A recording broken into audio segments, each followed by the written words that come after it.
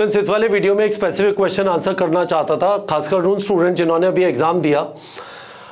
काफ़ी सारे लोगों का मेरे पास एक चीज़ के लिए कॉल आता है, सर आप टेस्ट सीरीज कब लॉन्च करोगे।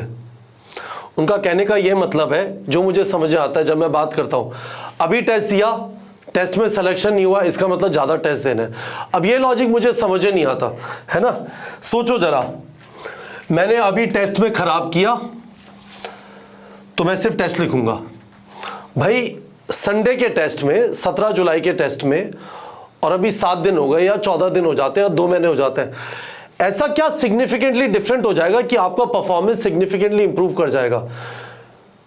तो हमें टेस्ट सिर्फ इसलिए देने हैं कि मैं टेस्ट की प्रैक्टिस नहीं किया इस वजह से सिलेक्शन नहीं हुआ, या टेस्ट तब देने जब हम रेडी हो जाएं, देखें हमारा परफॉर्मेंस इंप्रूव हो रहा है नहीं हो रहा, और वीक एरिया क्या बचा है। ठीक है, तो 2 अप्रोच हो सकते हैं। एक ये है, मेरा सिलेक्शन नहीं हुआ टेस्ट में तो टेस्ट ही टेस्ट लिखूंगा, और दूसरा ये हो सकता है मेरे जो भी नंबर आए हो, मेरे 200 नंबर हैं, मेरे 300 हैं, मेरे 400 हैं, इवन मेरे 500 हैं, 550।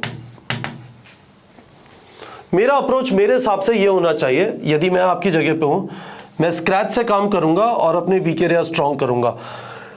नीट के एग्जाम ने आपको अपनी गलतियों के बारे में बता दिया होगा, अब आपको उस चीज का फायदा उठाना है, वो गलतियां दोहरानी नहीं है। ठीक है, तो पहली स्टेप ये हो गई, you know what went wrong. यदि आप सीरियस हैं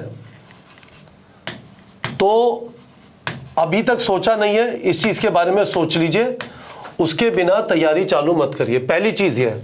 अब दूसरी चीज, एक बार आपको समझ में आ गया कि क्या गलत है, अब मैं आपको यह बता देता हूं कि प्रॉपर तैयारी का मतलब क्या होता है और कहां पे आप टाइम बचा सकते हैं। तो टोटल नीट की तैयारी को आप ऐसे सोच लीजिए, थ्योरी पढ़नी है, थ्योरी की एप्लीकेशन करनी है एमसीक्यू प्रैक्टिस में, और करीब 25 मॉक टेस्ट लिखने हैं। मैंने यहां पे 25 × 20 इसलिए लिखा है, ऐसे सोच लीजिए। मॉक टेस्ट का टाइम 3 आवर 20 मिनट्स है ना। मॉक टेस्ट से पहले रिवीजन 12-13 घंटे का, और मॉक टेस्ट के बाद पोस्टमार्टम है ना, वीक एरिया आइडेंटिफाई करना 4-5 घंटे का। तो ये 20 घंटे का 25 मॉक टेस्ट यानी 500 घंटे तो ये हो गए। ये आप इग्नोर नहीं कर सकते हो, दिस इज मस्ट। ठीक है, आप क्वेश्चन प्रैक्टिस भी इग्नोर नहीं कर सकते हो। 100 से 150 क्वेश्चन पर चैप्टर फिजिक्स और केमिस्ट्री में, और 150 से 200 क्वेश्चन पर चैप्टर बायो में। लार्जली हमने आपको जो रेकमेंडेड एमसीक्यूज दिए हुए हैं, जब आप कोई चैप्टर सेलेक्ट करते हैं तो क्वेश्चन सेट में जो रेकमेंडेड एमसीक्यूज आते हैं वो कम से कम इतना ही है, तो कम से कम इतना तो करना है, उसके बाद टाइम मिले तो और कर लेना। ये भी करना है, ये भी नेसेसरी है ना, क्वेश्चन प्रैक्टिस करना है। अब ये वाली चीज देखते हैं, थ्योरी में क्या है। वीडियो देखते हुए नोट्स लो, एनसीईआरटी पढ़ो। बच्चे कहते हैं सर ये सब नहीं, थ्योरी आती है। अरे भाई थ्योरी आती तो तेरे 200 नंबर क्यों है, क्यों है? क्वेश्चन प्रैक्टिस नहीं कहते, नहीं आपको आते ही नहीं थे। यदि आपको आती होती थ्योरी तो आपका क्वेश्चन प्रैक्टिस करने का मन करता। मैं आपको इस जगह पे कह रहा हूं, रुक जाओ और जरा शांति से सोचो, क्या आपको सच में आता है? बस ये प्रॉब्लम थी, आपने क्वेश्चन प्रैक्टिस नहीं किए, मुझे नहीं लगता। तो मेरा ऐसा मानना है कि आप ऐसे सोचें, ये स्टेप 1 है, ये स्टेप 2 है आपकी तैयारी का, ये स्टेप 3 है, और 3-4 चैप्टर रेडी हो गए तो उसके बाद आपने मॉक टेस्ट दे दिया टारगेट वगैरह सेट करके। ठीक है, मैं आपसे कह रहा हूं, तो आपका मतलब ये है, आप ऐसे सोचो, 1 करना है, 2 करना है, 3 करना है। ठीक है, और फिर 1 2 3 4 और उसके बाद 4 करना है, राइट। एक और चैप्टर का 1 2 3, ये चौथा मॉक टेस्ट है, मल्टीपल चैप्टर्स का मॉक टेस्ट दिया। आपको यदि इसमें चेंज करना है ना, तो क्या कर सकते हैं, आप इस सीक्वेंस को ऐसे कर लीजिए। पहले आपने 3 किया, 3 के बाद यदि 90% क्वेश्चन सही हो गए, आपने ये किया, पहले क्वेश्चन प्रैक्टिस किया, 90% सही हो गए, तो आपको 1 करने की जरूरत नहीं है, 2 कर लीजिए, फिर भी एनसीईआरटी रीडिंग है ना। पर यदि आपके 30% क्वेश्चन सही हुए, 30% सही हुए, फिर क्या करोगे? तब आपको ये सीक्वेंस फॉलो करनी पड़ेगी। भाग नहीं सकते। आपको चैप्टर नहीं आता, आपने मॉर्फोलॉजी इन फ्लावरिंग प्लांट्स किया, 20% क्वेश्चन सही हुए, इससे क्या पता चला? आपको वो चैप्टर याद नहीं है, आपको शायद समझ अच्छी नहीं है, उसको पूरा वापस थ्योरी करी, यानी वीडियो देखते हुए नोट्स लिए, या आपने कोई कोचिंग ज्वाइन की हुई है, वो आपने टीचर से पढ़ा, पढ़ते हुए नोट्स लिए, फिर एनसीईआरटी का रीडिंग किया, उसके बाद क्वेश्चन प्रैक्टिस किए। जल्दबाजी मत करिए, टाइम है 9 महीने 270 दिन। 270 दिन का मतलब आराम से 2700 घंटे पढ़ सकते हैं। यदि आपको 100 चैप्टर के क्वेश्चन ही प्रैक्टिस करने हैं तो ये क्वेश्चन 16,000 क्वेश्चन आप करीब 600 से 700 घंटे में कर सकते हैं, पर आपके पास टाइम है करीब 2700 घंटे। बाकी टाइम क्या करेंगे? तो मैं यहाँ पे वापस आना चाहता हूँ। यदि आपके 550 नंबर हैं तो या आपके 500 नंबर है या आपके 400 नंबर है, तो ऐसे मत सोचो कि बस आपका तो सिलेक्शन होने वाला है, थोड़ा बहुत हल्की फुल्की पढ़ाई करूंगा सिलेक्शन हो जाएगा। क्यों भाई?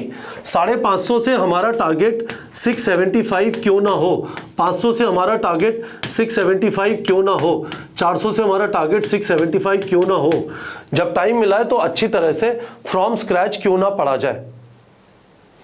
जहां पे हमें आता है उस वाले पोर्शन की थ्योरी को स्किप कर दे, पर जहां पे नहीं आता वहां पे तो अच्छी तरह करें ना। और क्या आपको सच में ऐसी हालत है कि आपके 500 नंबर आए थे, आपको सब कुछ आता था, बस उस दिन कुछ गड़बड़ हो गई? ऐसा नहीं होता। आपका लेवल 500 वाला था, आपके 500 आ रहे हैं, आपको अपने लेवल को 675 पे लेके जाना है, ठीक है। तो जो स्टूडेंट मुझे कहते हैं अभी से टेस्ट सीरीज लिखते हैं, मैं उन्हें बस ये कहता हूं, आपको पता नहीं असलियत में आपके वीक एरियाज क्या है। थोड़ा एनालाइज करो, थोड़ा समझने की कोशिश करो, आपको समझ में आएगा कि सब कुछ करने की जरूरत है। एक टाइम आएगा जब टेस्ट लिखना बहुत ज़्यादा इंपॉर्टेंट हो जाएगा। अभी अपने वीक एरिया आइडेंटिफाई करके समझ के कि कहाँ पे गलती हुई, मेहनत करने की जरूरत है फुल स्क्रैच से, ठीक है। तो हमारा रिकमेंडेशन क्या है? थ्योरी को इग्नोर मत करो। यदि आपसे सवाल नहीं हुए तो इसका मतलब यह नहीं है कि ज्यादा सवाल करके आपकी प्रॉब्लम सॉल्व हो जाएगी। आपकी प्रॉब्लम सॉल्व होगी पीछे जाके अच्छी तरह थ्योरी को समझा, किसी ने आपको अच्छी तरह पढ़ाया और उसके बाद क्वेश्चन प्रैक्टिस किए। हो सकता है पिछले बार जब आपने क्वेश्चन प्रैक्टिस किए थे आप अच्छी तरह पढ़ नहीं थे, इस वजह से सवाल नहीं लगे। हम अपना कॉन्कर बैच चालू कर रहे हैं, ठीक है। उसकी अभी काउंटडाउन क्लासेस चल रही हैं, 3 क्लासेस हुई हैं। वेक्टर की क्लास हुई है मोशन इन अ प्लेन में, बॉडी फ्लूइड्स एंड सर्कुलेशन में शर्मा सर ने ब्लड पढ़ाया, और एनाटॉमी इन फ्लावरिंग प्लांट्स की पहली क्लास हुई मिश्रा सर के साथ। इस हफ्ते क्लासेस चलती रहेंगी। बैठ के समझने की कोशिश करो कि क्या आपको सच में इस लेवल ऑफ अंडरस्टैंडिंग है या नहीं है। नहीं है तो प्रॉपर्ली एक कोर्स ज्वाइन करके तैयारी करने की कोशिश करो। अपने दिमाग में ये बात बताओ 550 है, 30 नंबर ही तो चाहिए, 550 आपके अभी है तो लंबा टारगेट रखिए अगले साल के लिए। नीचे गूगल फॉर्म का लिंक है, आप कॉन्कर बैच के बारे में जानना चाहते हैं 2023 के लिए जो हमारा लाइव कोर्स चालू हो रहा है, अपनी डिटेल भर दीजिए, हमारे काउंसलर आपको सारे डिटेल दे देंगे कोर्स के बारे में। पर इरेलेवेंट है कि आप ये कॉन्कर बैच ज्वाइन करें या ना करें, कोई भी कोर्स ज्वाइन करिए। अपने आप को इस तरह से मत सोचिए मुझे सब आता है, बस क्वेश्चन प्रैक्टिस और टेस्ट दूंगा हो जाएगा। शायद आपको ज़्यादा मेहनत की ज़रूरत है और शायद आपको अपना टारगेट प्रॉपर्ली सेट करने की ज़रूरत है। आप बहुत कुछ अचीव कर सकते हैं बचे हुए 9 महीने में। कुछ भी सवाल है वीडियो के कमेंट सेक्शन में पूछिए, I will try and answer. Best of luck to all of you. मैं रेगुलरली आके आपको कुछ कुछ चीज़ों के बारे में फूड फॉर थॉट सोचने के लिए मजबूर करूंगा, ठीक है बच्चों।